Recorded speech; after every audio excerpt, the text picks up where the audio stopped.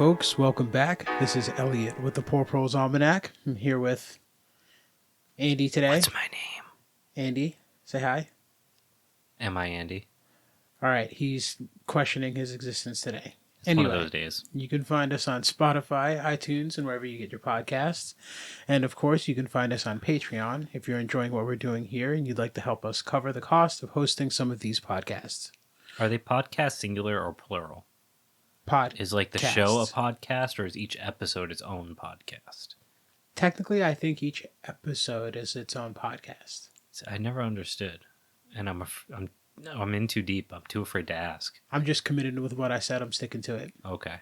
We don't explicitly offer any of our traditional content focused on the specific goals of this podcast to our Patreons in terms of limited access or anything like that right now. Knowledge is for everyone. But we have started up a Patreon-only miniseries called The Prologues, during which we will do some critiques on various subject matters.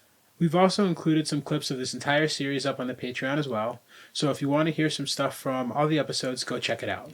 On top of this content, we've got stickers available, and we're including some footage from Andy's farm, putting the theory we talk about into practice. So if you want to see what's going on over there, check out the Patreon. Any support we can get to offset our actual costs, we fully and wholeheartedly appreciate. So, go check us out on Patreon, and we're also up on Instagram and Facebook if you want to follow us over there.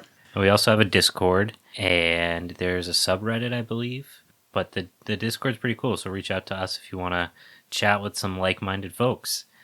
In this episode, we're talking with author, activist, entrepreneur, FBI's most wanted. Call him a free radical. Yeah. Not the group, but actually a free radical. Yes, a free radical named Scott Crow. He's engaged in a varied life as a co-op business owner, political organizer, educator, and strategist, activist, filmmaker, dad, and musician. For over 2 decades, he has focused on diverse social political issues and explorations of creating and exercising counterpower to capitalism, power, and unsustainable civilization. He's the author of numerous books and currently runs a record label, which we will have linked in the show's notes. We have a great conversation talking about the relationships between movements, individuals, the focus is generally around the idea of community and how activism often fails to be incorporated into community in multiple different ways, and how we have to rethink about what our goals are and how we get there in terms of our relationships with both like-minded individuals and people that might otherwise not be interested in having the conversation, even though we might have a lot of aligning goals. And also the concept that goals don't remain static, and our paths of getting and achieving those goals don't remain static as well. And all of those things changing creates this sort of chaos that people try to navigate as if there's some right answer. We sort of, I feel like we address this, we talk around it. It's an interesting conversation. Yeah, so hopefully you guys enjoy this. Hi, Scott. Thanks so much for taking the time to talk with us. One of our first episodes was actually talking about your work setting sites. So having you on now, almost a year later, is really fantastic. So for folks that aren't familiar with your work, can you tell them about yourself? Oh, man. Shit, that's a setup. Damn. No, I just have always wanted collective liberation in all different forms all my life. And it's come in many, many ways. I want everybody to do well. I don't want to destroy the world doing it. So I don't know. Businesses, co-ops. There's so many things you're involved with. Yeah, that's just it. It's been a long time. It's yeah. I'm a blowhard, but not in that way. Well, I was thinking, I really wanted to talk about some of the work you're doing in terms of outreach, not necessarily political, but the idea of creating dual power and doing it in a way that becomes accessible for people that might otherwise be turned off from the idea of an anarchist project. So a lot of the cooperative type work you do. Could you talk a little bit about that? The cooperative work started a long time ago, probably in high school when I started being in bands, because that's when you start working with people and you're for common goals of things. That was my first experience in that. And then, of course, I was growing up in the 70s and the 80s. In the 80s, when I became, was a teenager and young adult, there was always in the music scenes, there were always like people taking care of each other within those things, whatever the kind of, I was in industrial and political music back then and punk rock scenes, but there was all these people that kind of took care of each other, not just interpersonally, but even like business wise. So it just made me think about the ideas of working together, and then how I've learned over the decades that, like no matter how smart I think that I am, in a room full of people, there's always great minds thinking about things. And if they don't have the same experiences and things like that, people bring different approaches. And I've just learned to value that. So it just started a journey of just always, like in business, whether I'm, starting businesses or they've always been kind of cooperative. And cooperative is like air quotes cooperative. It's not necessarily like co-op branded stuff. It's just people coming together for common goals of things. And then I am very project oriented. I've started a lot of businesses. I've started a mountain of organizations over the years. And a lot of times what I do is I like to do that and then just let them be what they are and just go on and do something else, because it's just whatever piques my interest. And so I just have always found that cooperatively working together and sharing values while recognizing that there are true hierarchies and things, because there's experiences and life experiences and business experiences and things like that, and that have value in them. And so it doesn't mean you have to give away all the power, but how do we get it to be a little closer? And then how do we recognize when there's indifferences in that? So cooperatives in that, again, air quotes kind of way, is one of the ways to do that. Now, that said, I've been through many cooperatives. I've been part of, like the official co-ops, like consumer co-ops and agricultural co-ops and worker co-ops. And, so many damn variants. I can't even count them, but I've been part of all of them, not all the co-ops, but I'm just saying like all the different styles, trying to figure out which ones were the most organic, which ones were the ones that were the most, that really worked to do this. And really, and after going through all that, I actually turned my back on most cooperative models, except for the idea that people just getting together to work together in affinity groups. And like in affinity groups is an anarchist term, but I'm just saying like in small groups to work together and then networking those groups with other groups. That's the only way I've ever found that I really like. And right now, like I'm a part of an art co-op, art collective that we buy and sell art and we install art and stuff. And so, but we don't call it a co-op. We don't try to engage in things like that. It's not so overtly political, but it is political in that realm of things. And then also I just started a record label. And even though I am ostensibly the founder and the main person in it, I have 4 part-time people who work with me on it. And I value their voices and their experiences, and I listen to them on their expertise about things. It's not like we all have to make a decision on every damn thing. So I just, again, it's like valuing people for what skill sets and experiences they might bring. Same with me, being valued for those things, and just trying to minimize the hierarchies as much as you can, or recognize that there are power imbalances, and that how do you mitigate those things in doing this stuff? Because really, if we don't at a fundamental level begin to learn to take care of each other, which is like fish swimming upstream at this moment, because the societies that we live in are so individualized. I mean, like capitalism is so crazy adaptable and and so it's in so much of everything. I mean, look at the rise of like YouTube influencers and things like that. Like everybody has their own micro capitalism thing going on. But all our lives we're just taught to, basically just, you've got to do good. You've got to go to school. It's never like, how's your school doing? Or how can you work together with your classmates to do things? Like, how in your business can you guys work together to do things? Like there's never, just by the basic idea of trying to be truly cooperative doesn't make anarchists or political radicals special, because every fucking subculture does it. It's just something that we have tried to do consciously. And I think that there's a lot of what I call liberatory potential in that, which just means that it's, because just being cooperative at its basic level is just a start, because that's what we should all fucking do. Instead of just looking out for ourselves, just looking out for each other, and looking out for ourselves, not giving the store away, just whatever it is, how we can take care of myself and then take care of others at the same time. So in all of these projects, there's a common theme where you're working together with groups of people. Where does the difficulty come in, and how do you get around starting off with a good idea and a small group of people who genuinely agree and are working towards that? And then where does it get too big and it starts to pull in too many different directions, where sort of that individual desires and wills sort of creep in and pull the idea apart? How do you get a group together and keep the end goals the same? Because I feel like that's difficult in a startup because there's so many opportunities for potential and different avenues that you can take. What sort of steers the ship without a leader or that hierarchy that people typically, I won't say typically, but people are accustomed to now, that there's always a leader, somebody to lead the way and also take the fall when it fails? Yeah, there's okay. So without that leadership, it's culture. You create the culture from the beginning. That's the most successful way. More rules and more bylines and shit like that, and more political beliefs doesn't make it more liberatory or more sharing. And the other thing is, here's the truth of it: everything that you start will drift.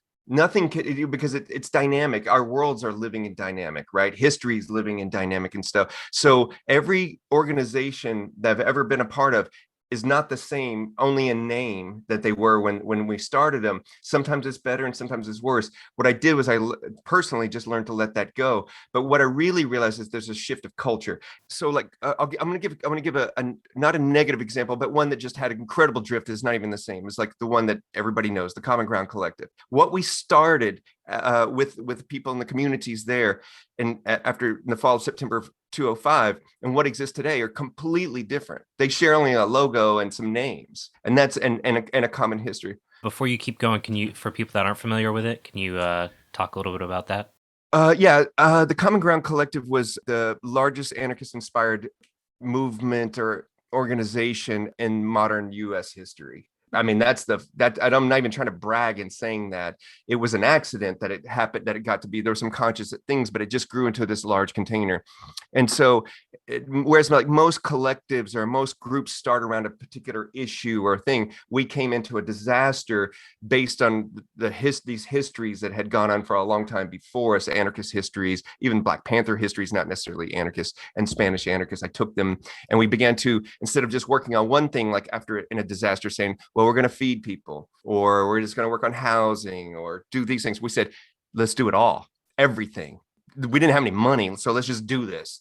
Because fuck it, it's all fucked up. I mean, the government's failing, nonprofits are failing. Let's just try to do it. So what we did was, and we started 3 people, and then the first 3 or 4 years we had 28,000 people come through, and we did 150 different kinds of projects, art projects, schools, free schools, opened up schools, and we used direct action to do things that would be considered illegal, but they were ethically correct to do. And so we were willing to face against the police to do things. And it was armed self-defense. It was everything. So that's kind of what the Common Ground Collective did, but it morphed as it kept going. And, after the first 3 years, the liberatory, revolutionary zeal just kind of went out of it, which was okay. We were all exhausted and sick and all this stuff anyway. And it had just, so many people were coming and going. It was just hard, and FBI infiltration, all that stuff. But anyway, so Common Ground, that's kind of what that was. But the drift was so deep and so wide that even after 4 years, it didn't even look like the same organization. It had just turned into a traditional nonprofit, which was okay. Again, it still served people and was doing its things, but the liberatory potential had just evaporated. So that's kind of, I want to say it's a challenging example. Okay, not necessarily a negative example, but a lot of negatives in it, but there's some positives that came out of it.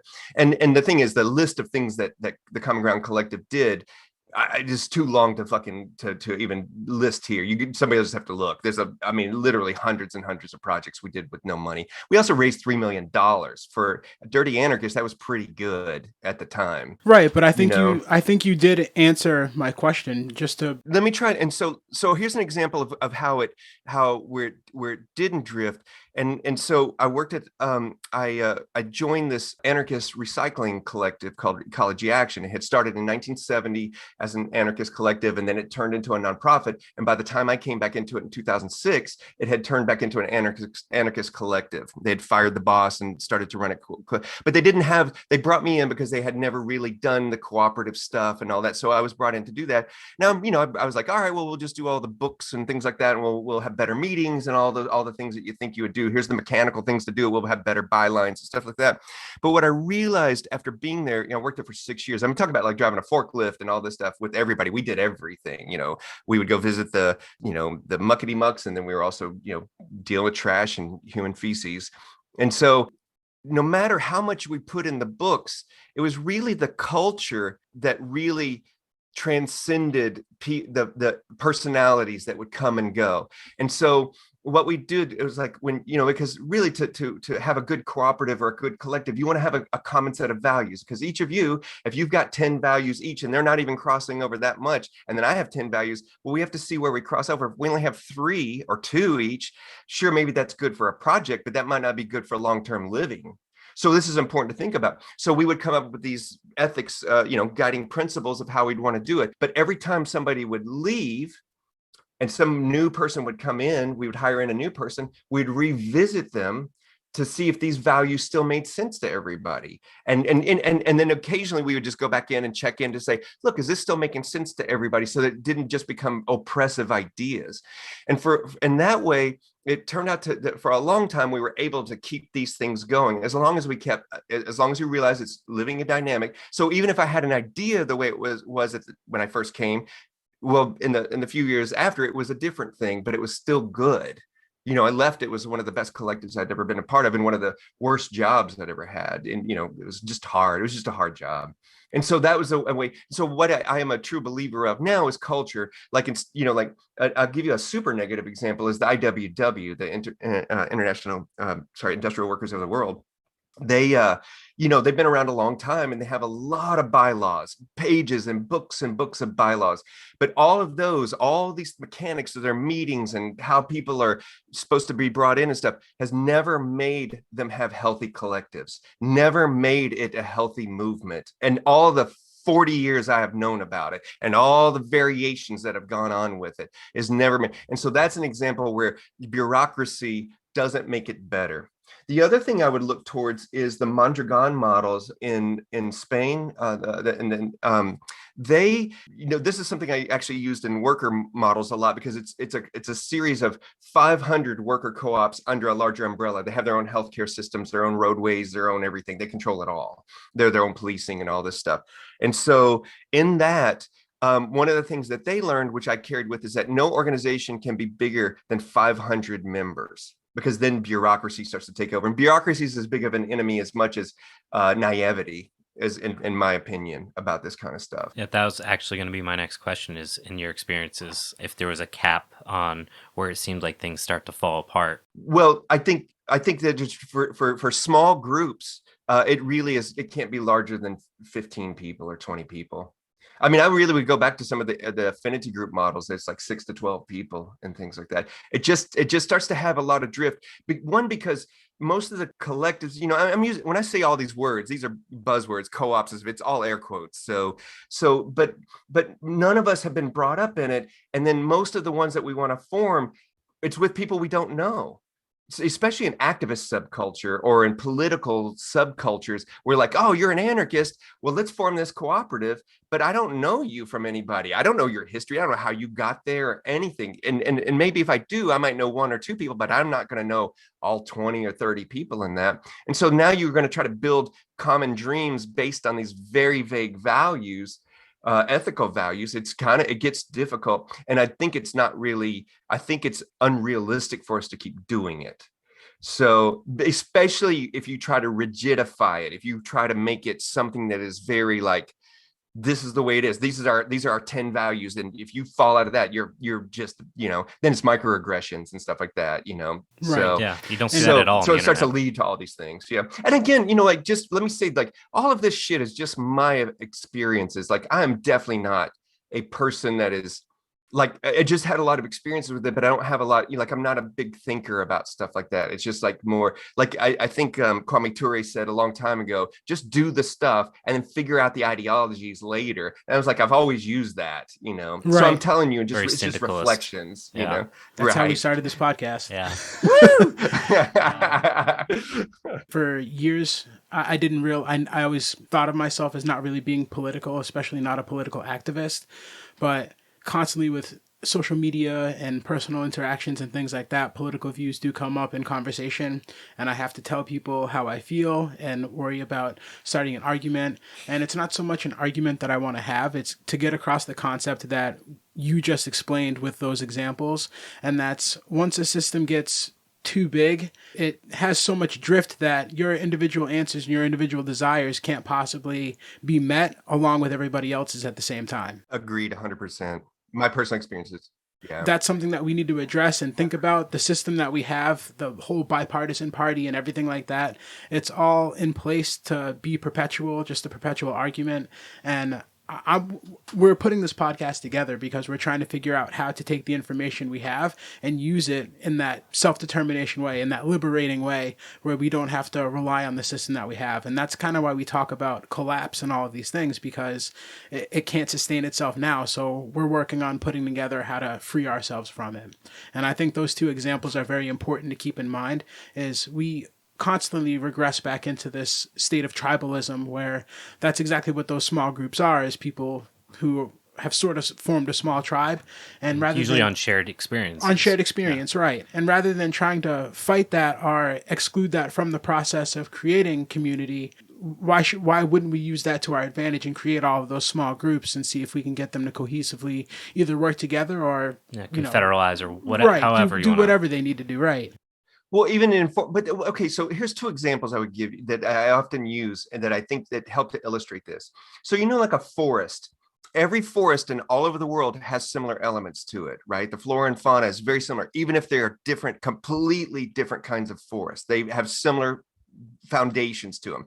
From outer space, when you look at the earth, you're like, oh, there's just forest in between the water. Okay. But then we know that a forest in Sumatra is different than a forest on the east coast of the United States. We know that they're totally different, but they have the same foundations to it. Well, why wouldn't we build organizations, and why wouldn't we build movements like that have these liberatory sets of ideas that are not ideology, which is rigidified and says that this becomes belief systems. I don't believe in anarchism. I only call myself an anarchist in short term because it was shocking for fucking 20 years. Right. I just done it, knew it, but now, so I want anarchy.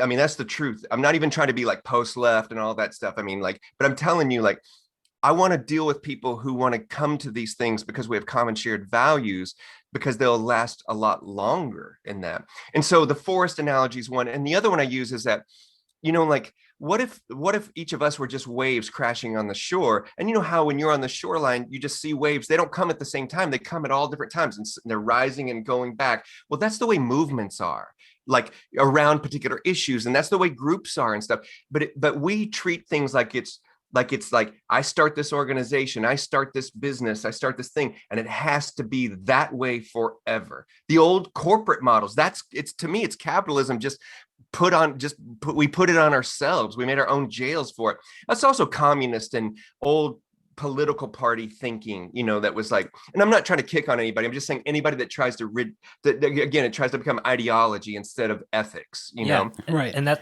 was part of the podcast. So, we consider it a leftist podcast. I don't really ever use the term anarchist because I think in that process of becoming more formalized in that way, you start to exclude people that might otherwise pay attention. And one of the interesting things is that a lot of the first listeners, because the first 8 episodes are on ecology and how we need to fix our food system and align it with the ecological systems, they're like, all right, this all makes sense. And then we twist it to, okay, now our human system should mirror the ecological systems because that's how humanity existed until probably 600-800 years ago, whatever.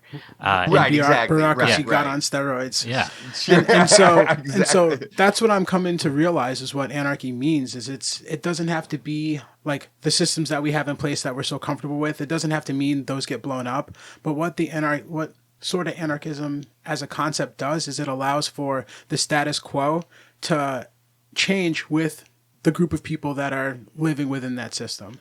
That's what I think. You don't have to ask for permission or ask for leadership or guidance in how to do that. It just happens because that's what needs to happen. Right. And I would say, for me, words like anarchy now are just placeholders, because it doesn't really matter if people have the same views, because anarchy is much more in a political, philosophical schools of thought. That's where it comes from. It's very European. But there's other cultures that have it that don't call it that. And so I don't get hung up on the words, except for when you throw ism on it, like, and so to me, like if we called it blue potato, this is a joke I've made for a long time. Like if we called it blue potato, I'm okay with that. It's just something that's a common point of reference, and we have a vague understanding of it. And as words are symbols, just like all, like other visual symbols, they change over time and they have different meanings. Even for, like having this conversation with y'all, anarchist, we wouldn't have had this conversation 20 years ago. We wouldn't have had this conversation 30 years ago because we were still fighting over red and black anarchy at that time. It was like we weren't even thinking about post left shit and stuff. Nobody was talking about that. Maybe in, like little, I don't know, maybe in San Francisco or something, but no, we're not in the regular world. And so I don't get hung up on it. Another thing is that the difference between isms on anything is that for me is that with anarchy, I don't have to prove anything to anybody. And I'm not trying to convert you, and I don't have to be right. And so once those things happen, I've had so much power in myself when I stopped having to argue with people about things, because I was like, no, you're missing the point. You don't see this. You're missing it. I'm like, fuck it. Maybe I'm missing the point. I don't know. What the fuck do I know about anything? I mean, it's the truth, like, but I think approaching things with curiosity and flexibility and thinking about anarchy as being living and dynamic, whereas I think of anarchism as like, I think of just red and black and stuff. Again, we're talking about shorthand and subcultural stuff, but definitely in the same way, but like any word that you're going to get is loaded. So even choosing the word left is not loaded to you at this moment, but it's loaded to a whole audience that you're not even thinking about. Do you know what I mean? I'm not parsing words with you or trying to critique anything. I'm just saying, like, I think just so we would just learn to own what it is that we do.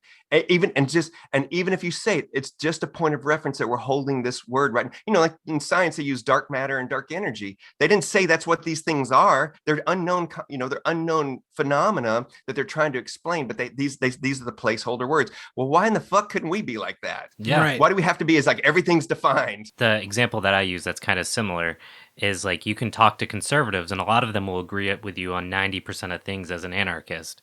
All my life.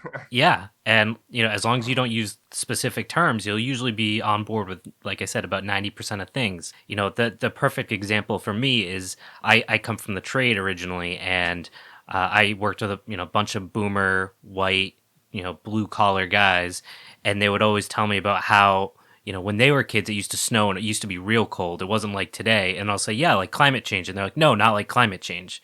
And I'm like, but you just said that. They're like, no, it's not that though. It just used to be colder and we got more snow. And I'm like, yes, you are agreeing with me until I use the term that has that immediate reaction. Because symbols and words are symbols. They just have so many implications to them, right? And that's the other thing too, is that we should be clear about our ideas and our values and things like that. And I think giving placeholder words or names to them is absolutely fine. But and because again, if you're not trying to convince or trying to promote or trying to, like again, cajole somebody into believing it, it's just your position on it. And that's your understanding at this moment, But I've grown up all my life. I mean, I'm born and raised in Texas. I mean, there's conservatives all around me. It's also a libertarian state, big L libertarian.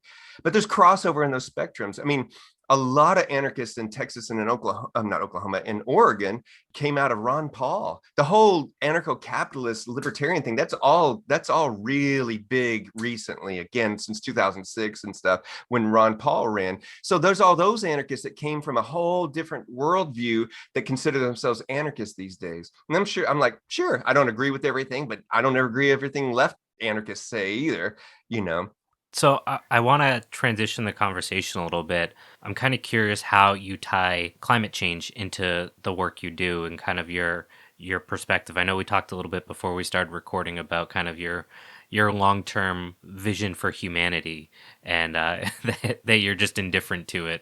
Well, no, I'm not indifferent to it. The inevitability of it. Like for us to think that we're a special species Sure. with manifest destiny, however, whatever version of it we've got, like that is just totally anthropocentric. And I was like, I just don't agree with it. Like mammals are having their time, and it's like, but it's going to be over someday. May not be in 5 years or 20 years. I'm not a soothsayer. I'm not trying to go, well, it's all over and we should give up. I care about humanity, but we are not going to save humanity. I think it's a set of ideas that are problematic, because when you start to think that that's what everybody else thinks, then you end up with authoritarian ideas. That's where I come from on that. Well, Okay. that one size fits all cookie cutter solution sort of pops into your head, and the Yeah. whole savior complex, and I got it all figured out, and Yeah. we've seen But it the real before. thing, oh my gosh, for sure. And I've been that person. I've been that person so many times. Luckily, got my ass whooped for it many times. I'm okay with that, like, but because there was times when I knew I was right and all of y'all were wrong, about whatever micro fucking shit we're talking about at that moment. But what's true, the way climate change really is affecting it, whether they want to call it that or not, is that migration is happening at a great breakneck pace. People are not going to be live on the coastlines in the United States, and meaning the coastlines around the world. But I'm going to talk mostly about the United States because that's where we are. So there's already mass migrations happening. Fires are already forcing migrations. We're beginning to. So what you're seeing is migration levels in the United States, beginnings of migrations levels that we hadn't seen. And it's all climate induced, right? That doesn't, like water shortages, and I think that's going to get to be more and more. The other piece that I think is happening is the balkanization of the United States, due to mostly right-wing media ecosystems and stuff, but drumming it up. But people, I think you mentioned, people are getting into tribal groups and stuff in some ways. They have an affinity, and as there gets to be less and less white people owning or trying to control, well, they're going to still try to control the world in the United States, but as they lose that, the people who don't have any power are going to continue to keep fucking being fascist. I don't think that's over yet. So that's instability that's also going to happen. And then I think that that nothing is static, right? Everything is living and dynamic. And so capitalism is obviously not meeting the needs of the world, not just humans on the planet, but non-human animals and the fucking ecosystems. So the things that the Anthropocene that we're in right now, where we're reshaping the planet, is also a disaster into itself, because I'm a big proponent of no matter what you do, whether you think it's the best idea ever, everything has unintended outcomes, consequences, and impacts. Whether you can't do anything that doesn't have that, not individually, just systemically everywhere. It's just going to happen. So I got to ask now, are you familiar with It Could Happen Here? It's Robert Evans. He does a series that's about kind of how collapse could happen here, and it kind of focuses on this idea of balkanization and the role of right-wing media and the aggressive movement towards militias and things like that we've been seeing the last, I don't know, 12 years or so. Probably since Obama got elected, I think it really started ramping up. Before. Like, no, seriously, like 03. Yeah. Yeah. Yep. Yeah, that's when I've been in anti-racist action. I was in it for a long time. So we were fighting FASH. There was times we were fighting FASH between 2000 2003. Man, their national rallies, there'd be 100 people, and that's all the groups doing it. Right. And then about 03, we started to watch it rising. Mm-hmm. Yeah. And then Obama, it just went into hyperdrive. Right. Yeah. When Obama happened, I think it got placed into, the mainstream media.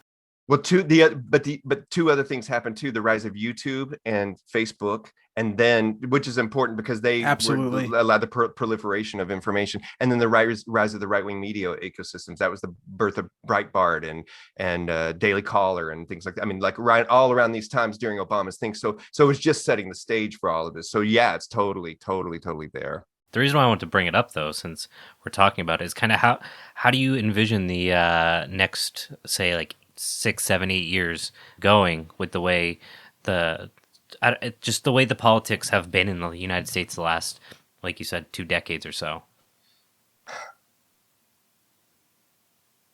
See, as hard as you're thinking on how to answer this question, I'm thinking about just as hard as how to get a shoulder pad onto a leather jacket so I can live my Mad Max dream that I got going. So it's a difficult question, because I have, like, so I've been doing this a long time, about 35, almost 40 years. And this is the first time, even though we cried fascism in the past, this is the first era where I feel the least hopeful about things. I still have hope. Otherwise, I wouldn't put my fucking shoes on in the morning. And I don't mean Obama hope, like kind of bullshit, dreamy dreamland. I'm just saying like that it's worth struggling to do these things in this larger world that we're talking about. And so I think it's going to be difficult because even if we're able to deplatform all the right-wing media ecosystem for however that happens, it just goes offline today, the reverberations would still take about 20 years. And we're not even close to shutting it down in any kind of way. And they have an outsized impact. So, and then you have a shit fucker who's the biggest mouthpiece of it at all, that gives it more oxygen than any of those people. And he's able to still breathe life into it. And so until that dude is shut up, I don't think it's going to stop. And you're talking about the tiny-handed orange one. And so okay, let me say this. I think it's a dual-edged sword. I think it's going to be grimmer in the future for people of color and immigrants and stuff. That's not going to just abate because you got a dad president or whatever, because we had the ass clown president before there. The people who voted had the ass clown president before, but I think that shit fuckery is so much and so pervasive that politics and the platforms and don't know how to deal with it yet. And to show the outsized power, just give me 1 second real quick, is the most powerful news outlet on Facebook is the Daily Wire with 50 million readers a day. The next closest one on Facebook is the Washington Times and New York Post together with 17 million views. Who has an outsized influence? And people are going to go, what's the Daily Wire? That's the question you should ask. And because they are able to flourish on these platforms and stuff. And I think that the rise of conspiracy theories is going to take a long time too, until the platforms don't. And everybody, let me explain platforms. I'm talking about YouTube, Facebook, Twitter, all of these things. They have no vested interest in really, really capping this stuff, just slowing it down because it keeps eyeballs on their ads and all that stuff. They love. And so even if it stopped again today, that's what I'm saying. It just is. It's gonna take 20 years of reverberation. And so I think it's gonna be okay for most people, but I think for large sections of people, it's gonna not be okay. And I think that the other piece that we have to think about is that we just had 300,000 to 500,000 people that we just forced through military training and to wars that they didn't want to go to, that they just are coming back from, and they're armed to the teeth with post-traumatic stress and confused. And even if they're just not coming back now, but we have this populace. And so, and then you've got gun sellers selling incredible high-powered weapons that possibly shouldn't have been sold, to every person who just said that, hey, I should have one. And so there's all these pieces that aren't going to go away like next week. So I think that these reverberations are going to keep happening, and instability, economic, and of course ecological, are not over yet either. And so, and they just so I'll say I don't know, but I have some fears and less hope about it. That's what I would say. Yeah, you just pointed out all the demons that are attacking me on all sides, and I have to go to sleep tonight. So I'm gonna be up for. I feel you. So, oh my god, I'm surrounded. Yeah. Well, and I'll tell you the truth in that, like, you guys are the first person. I moved out of my house because I didn't want to get assassinated. I'm not even fucking kidding or trying to be hyperbolic about it. Did you get doxxed at some point as well? Oh like yeah, by the New York Times. Yeah, wow. In 2011, okay. It's on you can find my address and the photos of my house. It's super easy. In fact, crazy people do. And they have in the past. And in the past, I didn't want to shoot somebody for showing up at my house. I was downtown and stuff. And I'm like, please don't come here, crazy people, because I will fucking shoot you through the door. Right. I won't even, and then I would get death threat letters and bricks came through the window and stuff. It stopped and nothing's happened. But then the right-wing chatter just before the election started to get bad. And it got so bad that my wife was like, we should just get out. And we moved out of our house of 20 years. Damn, I don't live in a bunker or anything like that. I live fine, but it's just like, I'm just saying, it's still, like, right. You got to make it hard for the haters. I get it.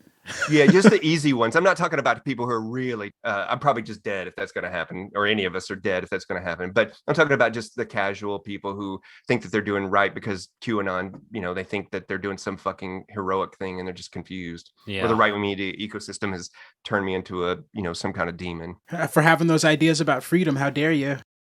Well, exactly. That's what's so crazy about it.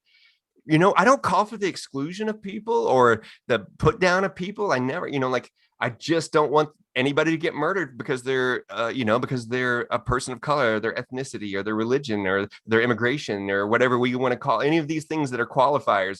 That list gets long. I don't want them to be murdered for that. Well, what the fuck is wrong with that for any of us?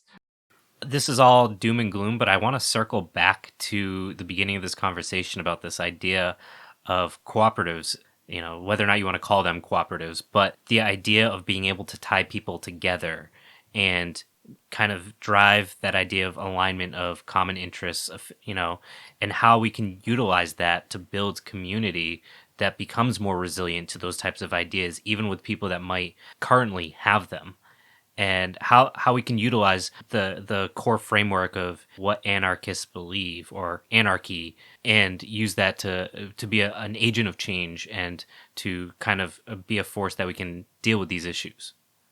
You ask a lot in that. So you want to pare it down a little bit? Yeah. So there's no community at all. It's communities. It's overlapping Venn diagrams of communities. Even y'all together and us together, we may cross over in some larger, activist community, anarchist, but that doesn't necessarily mean we might even be the same circle, but you could still be far across the circle and not really be connected, because I'm just connected to the 2 or 3 or 5 people that are on my side of the circle. So how are we all going to agree on stuff if we just have this vague idea of what it all is? And clarifying this doesn't make it better. So the biggest thing is recognize it's communities of communities. That's what we are. Waves coming to the shore. There's multiples and they just keep coming.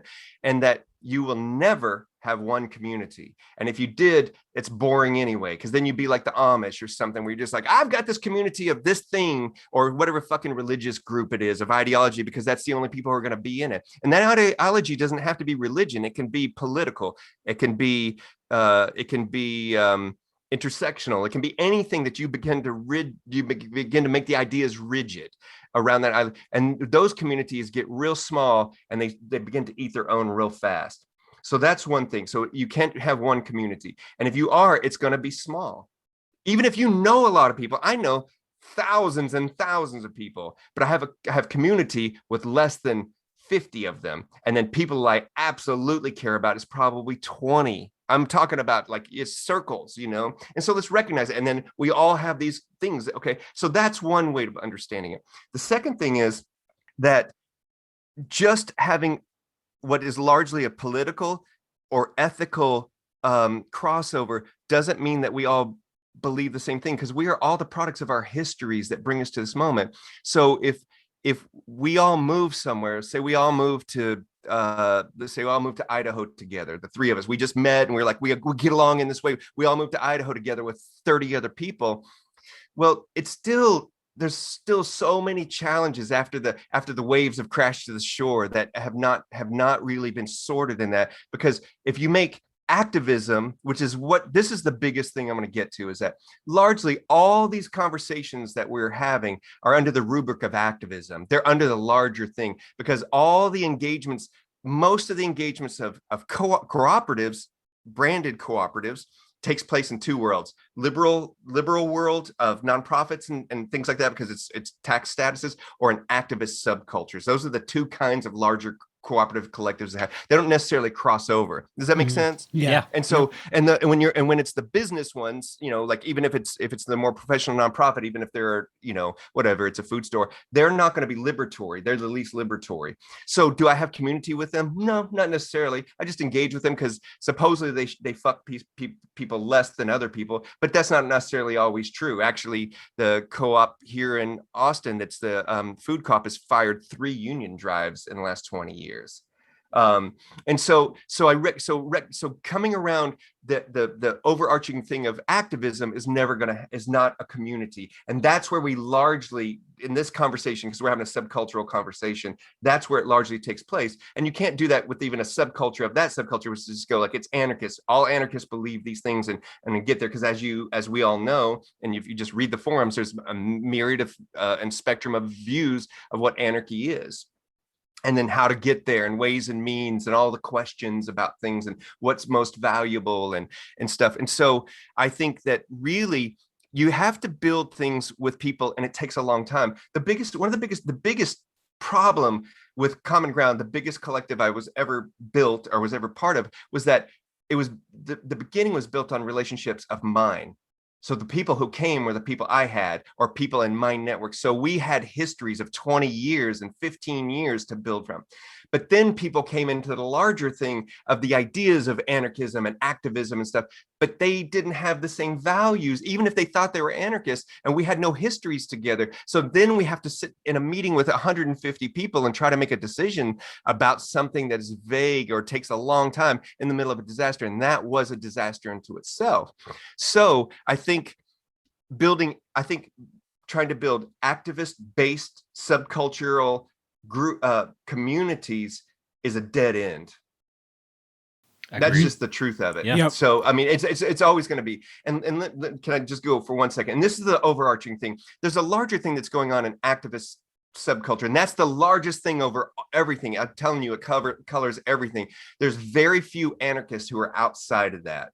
Like or communist or anything. Everybody has this still. It's just like capitalism. We're all in it. We don't even recognize it, but it's activism, whatever that means. Where you're asking, you're trying to fight power and do all these things. And so, but the problem is that most people who are drawn to activism, it's a personal growth thing. So, in personal development, there's 3 stages that we all go through at different times, but most people go through at their teenage and their early years. Is that you grow up and you begin to question and reject the things that were brought into your life the whole time. Usually it's religion is the first thing that most people reject. Then it's power and authority and all these ways. Okay. So then the second phase of development and growth is where you begin to ask the questions, who am I? What do I want to be? And you try on all these different hats, and you try your sexuality and all these things that are going on. Cause we all go through it. Everybody does. And you can go through it multiple times. And then the third phase is that once you have tried on all these different hats and been through all these different growth things, you kind of begin to figure out who you are, and then you go out in the world. And that's the growth thing. It doesn't happen like in a week or a year. It's years of things that this happens. But activism is largely people who are drawn to the first 2 steps. They are drawn in because they want to reject authority, reject power, reject all these things that are wrong. And it's a great way to attract people. But then the second phase is the questions where you're like, well, who am I? And then you see, this is where you see microaggressions become out, where systemic things around racism or gender and sexuality become microaggressions against the person who's sitting across from you, because you're still trying to figure out who you are. And so you're trying to argue with them to prove that you are this person, or whatever the conversations are. It's all complicated. And then by the time most people get to the third stage in political subcultures and anarchist and activist subcultures, is they leave the movements. That's what happens. I've seen tens of thousands of people leave in the last 35 years. And the people who stay either are consolidating power, they moved into cooperatives that are more professional, less confrontational things, or they're damaged, or they're broken. There's things that happen. It's not healthy because you can't confront all these things again and again and again. And so if with that, you can't build community that's sustainable. You just can't.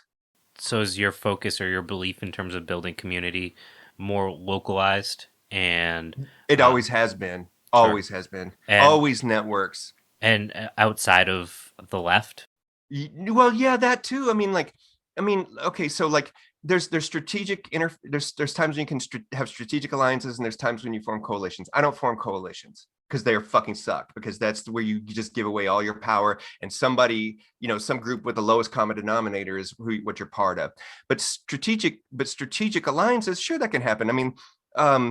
Like when I was like we're fighting against something like police brutality, there was many people, there's Cop Watch. It had been around for 20 years on the left, but then Cop Block started after 2006 on the right, or largely on the right. Again, these people who came out of right conservative things that became these kind of libertarian anarchist and stuff, still developing now. But they had Cop Block. Sure, I supported that because they were against police brutality and they had enough points, even if they might have been a little more overtly macho about things, but strategic alliances, I didn't join their organizations and try to be like integrate with them. I didn't try to fucking make them change their organizations. Again, it wasn't my job to do that. I was just interfacing with them around these common things like police brutality, abolition of prisons, or whatever it was. And so, but what I really realize is that if there's somebody who is not truly a fascist, that they're just confused or they've been lied to, that disasters and crisis bring out the realities of people more than anything. And that's when you can put that shit aside to work on common good of things. That's when what the Zapatistas call the crack in history happens, where it just opens enough and you're like, oh, let's bust this thing open, and that's when you can actually see people for who they are. Again, I'm not talking about neo-Nazis and people who are extreme ends of things, but people who just may be confused. I've worked with Republicans people had voted Republican for a lot, in the past, not more recently, but not on political issues like that. I'm not working on voting issues with them, maybe it's housing issues or things like, whatever the things would be, food issues. That cracking open of history in that moment, that's where we have the opportunity to obviously rebuild, but that's where we have the opportunity to take all of those things that we learned in hindsight from history and all of the mistakes that say, why does it happen like this? It's an opportunity to address those things and build and move forward so that hopefully, we're not going to avoid all the problems, but hopefully we'll have new problems rather than the same ones that keep repeating over and over again. But what if we approached it like a scientific method where we actually test our fucking things? This is the other thing, is that we don't ever test anything. We just build it and we're like, oh, that's the way they built it over and over again. And so we just keep doing it. Even amongst radical people, like most radicals aren't that radical. They're just radical about one or two things or five things. And they're not very radical overall. That's the fucking truth of it, man. That's across the board. It's hard to find people who actually want to challenge. But why don't we use a scientific method to actually test this? Like, if that doesn't work, why do we keep doing it? Do we just want to feel good? Because it creates all these problems. Like in activist subculture, there was a book that came out. Gene Sharp wrote a book in the 60s called 296 Methods of Nonviolent Action. Well, I can guarantee you, anytime I speak anywhere in the United States to any group of people, large or small, if I say, think of something that has never been done before and how you'd make change, they always come up with something on that list. I didn't make the list. It's like, it's just because we're ingrained in that. It's not because that people are stupid. It's just that's the culture that we have within activist subculture that is the overarching culture. That's what I think. And so I think if you begin to challenge yourself, truly in New Orleans, this is one of the things that was the most shocking I had to get to, is me and the other white guy that was there. Like, these people, the white people, would just use the N-word like crazy over and over again in derogatory ways, and then turn around and give their last water or make sure that people are being fed, that the people they were not the physical people, but the names that they were just saying it over and over again. It was totally shocking. And I think that's the real world, though. You know what I mean? Like, and so do I want to just have a sub enclave? I'm not saying that I want to be in a group of people that's using the N-word all the time, but I'm just saying, like, if I write them off completely, then I never get that entree.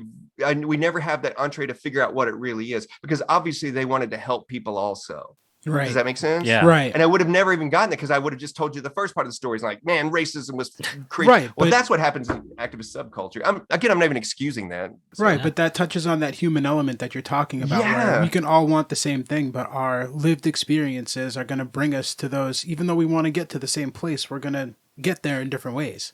Yeah. Right. And that's something that we need when we are trying to put together these communities of communities.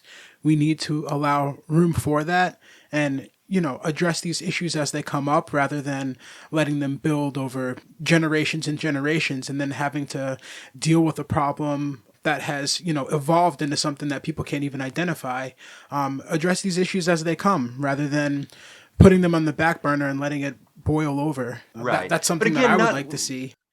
but again, not like sing kumbaya and get along with everybody. Because the reason I like anarchy is that when I don't want to be in a group, I just go join another group. Right. But I don't try to sink the other group. Yeah. So I'm right. with you. But on that. instead of trying to draw those hard boundaries, like with bylaws and creating all of those things that you were talking about, where you can have books and books and books on how your values are defined, how to act correctly in this group. Right. Instead of avoiding that whole thing, just allow room for it. Like allow people to leave and go to other groups and things like that. But it's difficult to do in real time and in the real world, because I'm sitting here talking about these concepts in a wine closet. It's a nice wine closet. It's a nice wine closet. But that's the other piece that you bring up that's really important, is that, again, and then, like, using activism as the subculture that we're talking about as the overarching thing that kind of colors all of this, not the working outside of groups, but the way we define groups, or what's our community or communities, is that most people also, when they first come into this, have this, the emergency heart idea, which is like, I've got to do something. My passion and compassion is driving me to change the world. Well, so everything is super important to them at that moment, and to us at that moment. And so when it's like that, you can't sit down in the wine cellar and have this conversation, because you think that you've got to protest this thing. You've got to go stop that thing, because they to them, they just woke up and they think that depression just started happening, unless they grew up with it and then they'll just want to fight against it. But I'm saying, for mostly white kids, it's like, there's like, oppression's happening. I didn't know it was happening. I got to stop it now. I'm like, wait, we got to have a meeting too. We still got to figure out how we're going to get along. At some point you got to do both. And activist subculture never allows that to happen, because it's always emergency after emergency after emergency. It never stops. One of the biggest challenges I see personally, as somebody that when I was younger, I was an activist, like a lot of, late teens, early 20s. Stage 2, we'll call it. And now I have kids and all that good stuff. But now you're in stage 3. Yeah. Approaching stage 3. Yeah, I'm a farmer that tries to give away a lot Coming of food. in hot. So one of the things that really, I guess, brings me down, you could say, is like with we're talking about this very unique subculture of leftists, specifically anarchists, and it feels like we are trying to destroy ourselves sometimes with things like cancel culture. We're talking about the fact that we can find these people and they have their own, perspective and lived histories and things like that. And, how I always get caught up on this idea of, we want to build communities. How are we going to do that if we can't talk about things and understand that people have different perspectives, or even just they use different words, like you were just saying? Right. Without being all kumbaya, but no, I think I agree with you, like that. I think that we all could have this we could have these conversations, but most people in most activist groups could not. If you're doing, like last year was BLM and police brutality. Like, if you're part of that, when are you gonna start to meet people and really start to figure it out? Because you're going to thing after thing after thing, and I think that it's that activist subculture and these problems. You can never do it.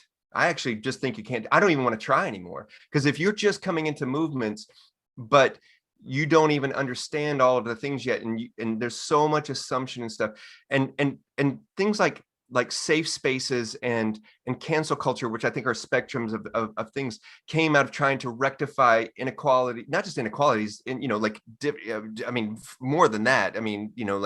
It's not the word I want to look for. Inequalities. That's like a cultural ectomy. Like, they were trying to cut out all of the bad parts of what we have. So there's two things that are going on, two larger things that are going on within that. One, trying to sort it out in activist subculture. If everybody's in group 1 and 2 that you're dealing with, how are you going to do that if they don't know who they are? Because they might be, they might be a communist one week, and then, I'm just using these political terms, or they might be a socialist the next week, and then an anarchist 6 months later. I'm trying to be easy about it, but it's like, but you know what I'm saying? Like, they don't know who they are yet. And they might be a capitalist nothing is 5 static. years from now.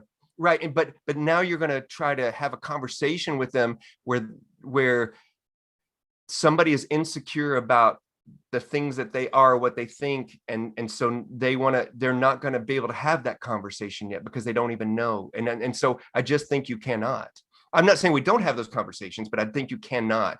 And I think that unless we think about new framings of the thing. So I often say that there's like, we're more than voters, and we're more than consumers, and people are like, yeah, I'm in on that. But also, we're more than activists. And there's all these paths and this spectrums in between of these paths we haven't even tried to do, but we don't even think of it because, again, we don't test it. We never test anything. So we end up with shit like cancel culture, which needs to happen with larger stuff, systemic stuff, but not every microaggression that happens against a person. And you cannot. Right. Because when you say community, when you say activist community, well, fuck, man, the people that are trans in that may not feel safe in that, like, or black folk might not feel safe in that because it's largely white men or something. You know what I mean? Like, there's all kinds of things that just haven't been sorted yet that can't be sorted because the only common denominator is that we're against something. We don't even know what we're for yet. And that's the big crux of it. Right. So beginning to ask the question, what are we for? And then how do we want to get there without using the same tools is a thing. And the only point of reference I can give you right now is the Zapatistas. They're the only movement of movements that has even tried in the last 35 years to do this. To really go, who are we and and how do we do it? And how do we reassess this stuff? And they test it. And you know what's interesting about them is that even if they all don't get along, they live in similar communities in one area. They don't live all over across the country and aren't traveling to different parts of the world to meet and try to start communities with people. They live where they are. Well, it's also economics too. I mean, we understand that, but I'm just saying, like, so it makes it harder when everything is when to have these conversations, to have these openings at all, because people aren't rooted where they are, especially in activist subculture, and stuff, or anarchist subculture, which is a subculture of that, It's a really interesting conversation because every time I have a conversation like this one, I always think of how to take that, activism. You use that word activism, and you even said yourself that as people get older, they leave the group or whatever was started. And how do you take that activism and turn that into your daily life so that you're living that as a lifestyle rather than it just being one of those phases that you pass through? Well, maybe you do go through that because everybody needs to go through something. Some people go through, go to college to learn the same thing. Some people, like, I think it's just another valid form of just growth. Like, I think activism is a valid, but look at it like that. At first, let's just call it, that's what it is. It's a place where people can intersect.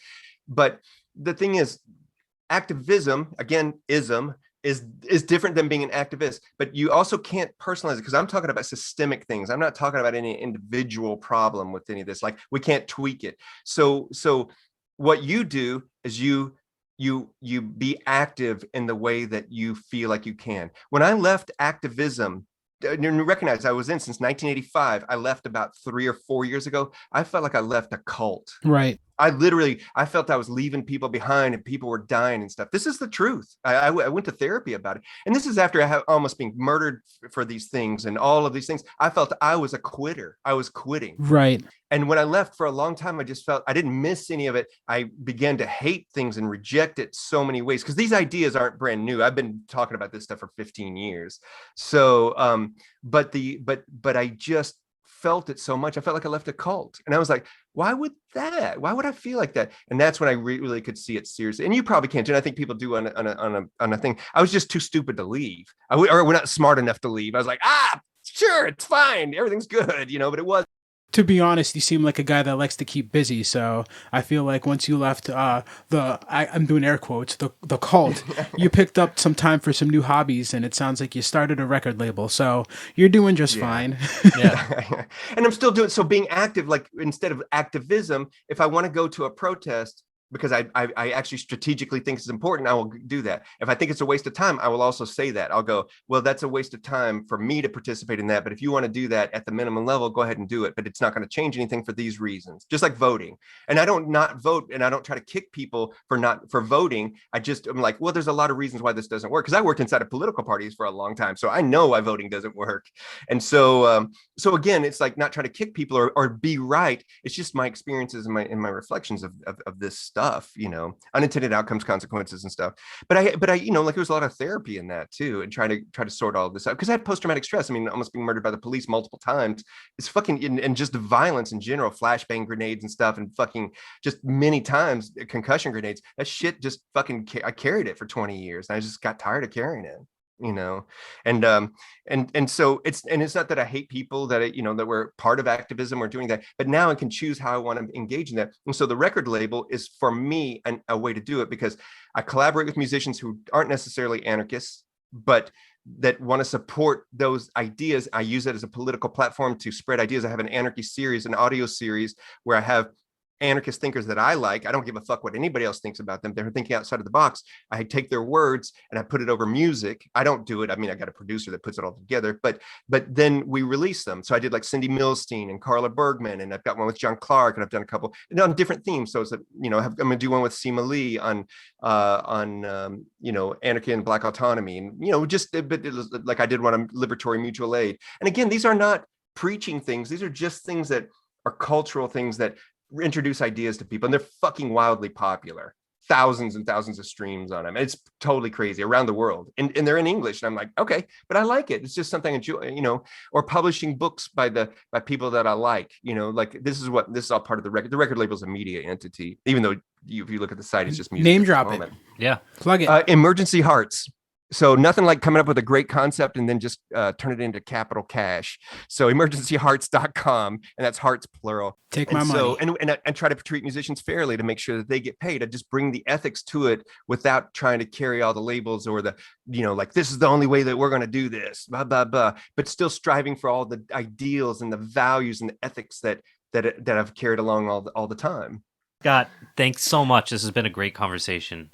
I'm sure we'll have you on again in the future. I hope so. Yeah. It was a lot of fun. Thank you for your time. I really appreciate coming on.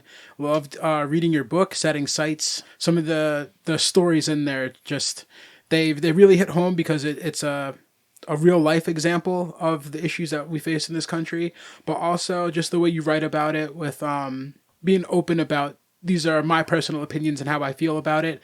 It didn't seem preachy or anything like that. I'm glad I read them, and I really related to them, and I'm glad we did the episode on it. So if you haven't heard that, definitely check it out. You're asking like books. Okay, so it's true. I am working on some books. I'm just not writing. I have like 6 or 8 books in the works, but I just don't do them anymore. So I'm working with partners on. So we're with Mutual Aid Disaster Relief, which many of those people came out of Common Ground, and it's a huge network. We're doing a mutual aid book that is largely like Setting Sights. So it'll have a couple of essays. I'll have like an essay or 2 in there, and then the rest of it will be drawn from people's histories and stories about this, specifically pushing the ideas of liberatory mutual aid, not just mutual aid at the basic cooperation level. And then C4SS is the Center for Stateless Society is reissuing my book, Emergency Hearts, Molotov Dreams, and I think they're going to do an expanded edition of that too. So that'll be coming out in the next year, and then there's another book I'm co-working with Chris Steele on, which is actually a really deep dive into Common Ground, the ways and means that we actually did. So there'd be like a chapter on medical clinics. Just how did we do those? What are the mistakes that we made? Not my words, like interviewing people who worked in each of those projects. Mm-hmm. Sure. And we just kind of, but I mean, all these books have been in the works for years. We're definitely going to pull that book for some research because we have some topics that we're going to touch on. And if it comes out in the next year, you can bet we'll be quoting you. So thank you. And so I feel like the things that I have contributed, I don't have much more to contribute. And the collective armed self-defense, liberatory mutual aid are two of the major ideas that I have pushed forward in the last 20 years to where they just got, well, anarchy was the other one too. And I'm not just trying to take like white guy credit. I'm just saying like these are fucking ideas I put my life on the line to fucking me and other people that have just mainstreamed enough that gives me, that's the part that gives me that tentative hope about things like, okay, so people are paying attention to these things, because there's times when like, well, we presented these ideas like Setting Sights, dude, that was like dropping a turd in a punch bowl. I hate to say that, but it totally, I mean, the talking about guns in 2002 and taking up arms versus where we are at now, that's a long, the fact that we can even have an open conversation right this second and not be super crazy paranoid is a watershed change. And so I feel like those are kind of elements that I was able to add to these movements and ideas, but I don't have really much else to that because I'm not again, the super thinker and stuff. I'm just somebody who does. Well, the lived experience is definitely unique, and we'll keep going back to that. Well, so if we can have you back on again, we definitely will. Oh, I'd love that. You guys are great. I like the conversation. It's really nice, and I really super appreciate it too. And thanks for having me on. Really. Yeah, no problem. Thank you. Thanks for your time. As always, if you enjoyed this episode, please give us a review on iTunes, which heavily impacts our outreach to new listeners and helps us bring on new and exciting guests. We appreciate your support, and we hope you enjoyed this conversation. This is Elliot. This is Andy. And this is the Poor Proles Almanac.